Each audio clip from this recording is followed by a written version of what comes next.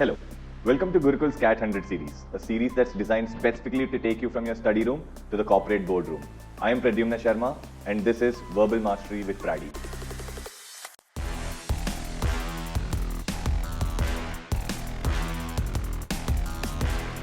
Hello everyone, welcome back to another video. Today is day 73 of our 100 days to CAT test series. Now, if you want to take this passage as a test, all you've got to do is go on to www.thegurukul.org.in and register for the 100 days to CAT test series. If you want to follow along with this video, then this is your first paragraph. Pause the video here, read this paragraph, and then we'll get into the second paragraph. This is your second paragraph. Pause the video here, read this paragraph, and then we'll get into the third paragraph. This is your third paragraph. Pause the video here, read this paragraph, and then we'll go into the questions of these paragraphs. This is your first question for the passage. Pause the video here, answer this question, and then we'll go into the second question.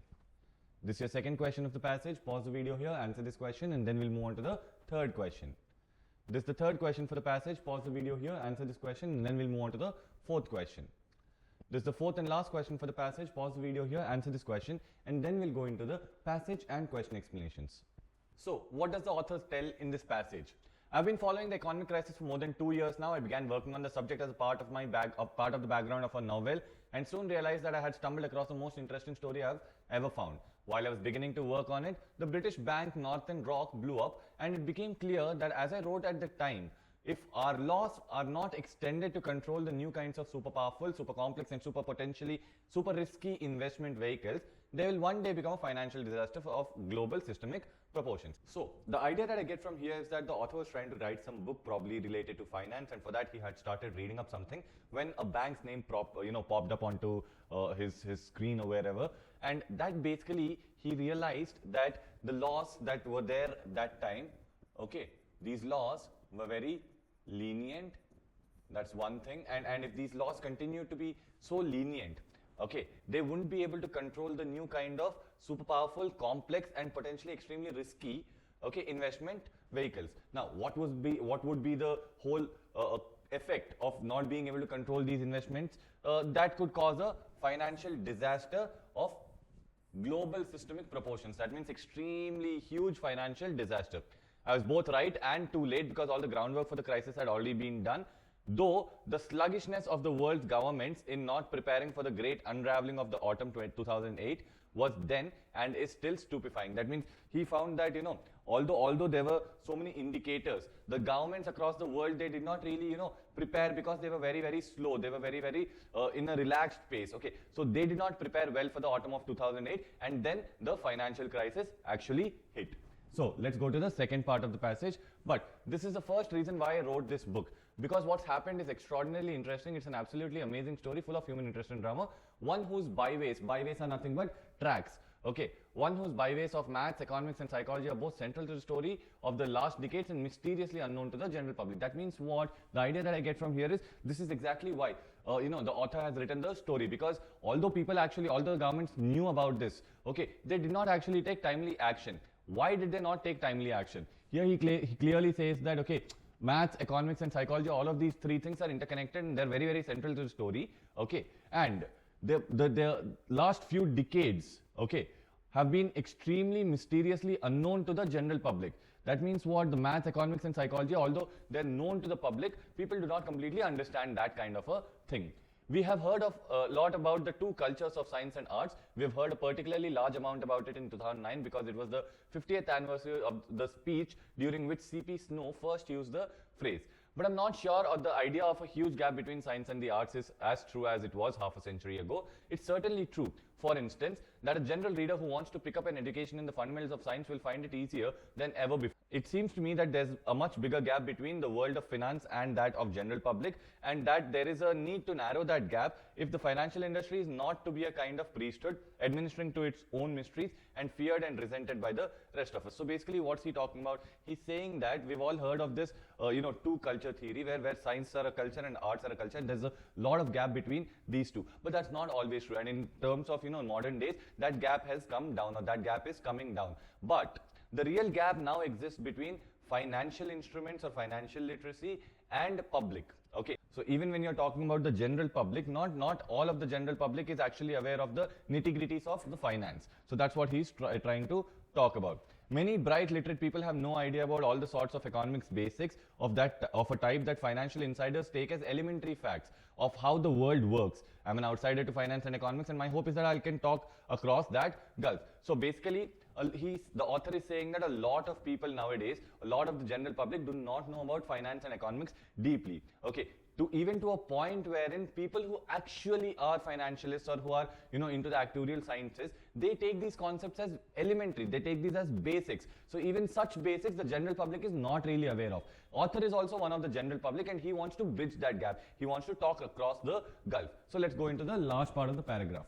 My need to understand is the same as yours, whoever you are. That's one of the strangest ironies of the story. After decades in which the ideology of the Western world was personally and economically individualistic, we've suddenly been hit by a crisis which shows in the starkest terms that whether we like it or not, and there are three large parts of it that you would have to be crazy to like, we're all in this together. So basically what's he saying? He's saying that yes, I'm also one of you, and I am also trying to understand what is happening with the economics and finance. And although the Western civilizations have portrayed finances as purely personal or individualistic, but this crisis, the 2008 crisis, if that has shown us anything, it's that we're all in this together. It's a collective thing. It affects us all. Now, last part, the aftermath of the crisis is going to dominate the economics and politics of our society for at least a decade to come, and perhaps longer. So he's just talking about the longevity of, the effects of these crises. Now that we've understood the passage, let's quickly get into the questions. The first question says, which one of the following, if false, could be seen as supporting the author's claim? That means what?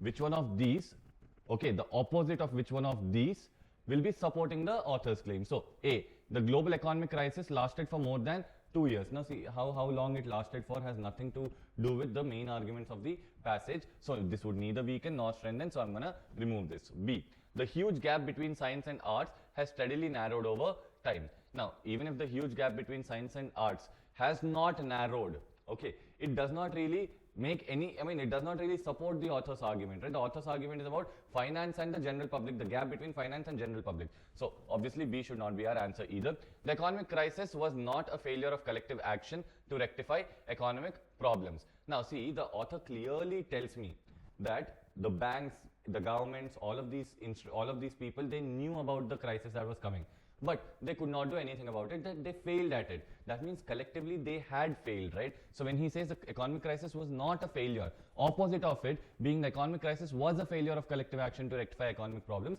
is what the author would agree with. So this is kind of strengthening my author's argument. Now D, most people are yet to gain any real understanding of the workings of the financial world, which the author actually agrees with. So if it actually becomes false, if the opposite is taken, the author might not agree with it. So D can be removed. The best possible answer now becomes C. Let's go to the second question. Second question says, which one of the following, if true, would be an accurate inference from the first sentence of the passage? Now, what was the first sentence of the passage? The first sentence of the passage is that I've been following the economic crisis for more than 2 years now. Okay, so if he has been following the economic crisis for more than 2 years now, then the author's preoccupation with the economic crisis is not less than 2 years old. Obviously, if he's been following for more than 2 years now, it would not have been less than 2 years old. So this is a valid inference that I can draw.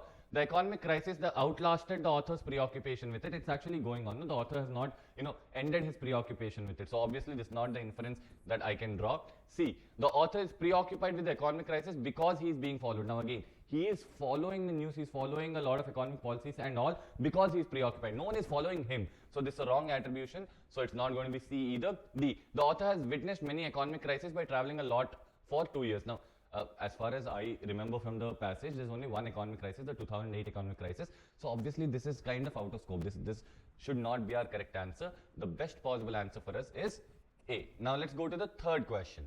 Which one of the following best captures the main argument of the last paragraph of the passage? Now what's the last paragraph of the passage?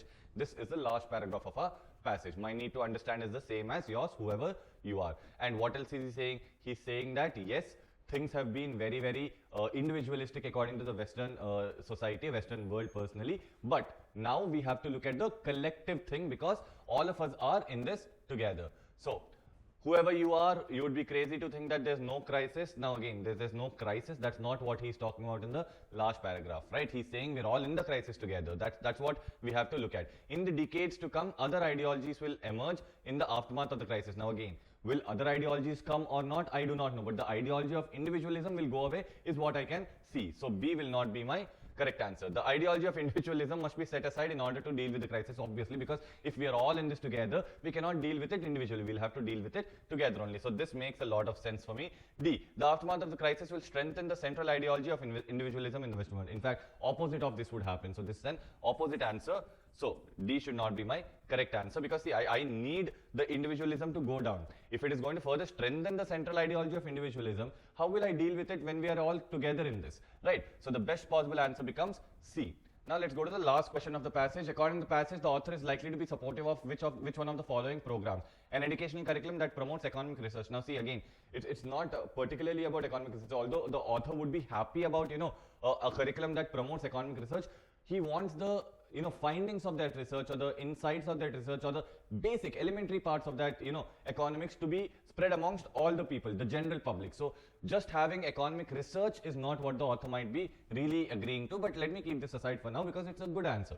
An educational curriculum that promotes developing financial literacy in the masses. Now see, this is what he's saying as, I want the general public to know about their finances. So this becomes a better answer than A. So I'm going to remove A as my answer and I'm going to take B. C, the complete nationalization of all financial institutions. Now this is something that's completely uncalled for as a part of the passage. This is nowhere been mentioned, so obviously the author might not be really supportive of this. Economic policies that are more sensitively calibrated to the fluctuations of the market. See, no matter how much you try, nowhere has the author said that you are not calibrating the fluctuations. I mean, you're not calibrating the economic policies properly. In fact, he's saying that okay, things go wrong. People who are in the government and collectively all the governments together should step in at the right time to make the right decisions. So obviously this is not something that the author would agree with. The best possible answer for us becomes B. Now that you have come to the end of this video and you've watched this till here, please do not forget to hit that like button. That motivates us a lot to keep bringing videos like these for you every single day. Share this with a friend who's studying for CAT 2025 but does not have enough resources to prepare. I'll see you in the next video. Hope you enjoyed learning from today's session. This series is designed to help you with your CAT preparation and practice daily. We are with you in this journey. To watch the next video, click here. And to watch Gurukul's CAT 100 series, study room to boardroom, the entire playlist, click here. If you learned from today's session, like, share, and subscribe.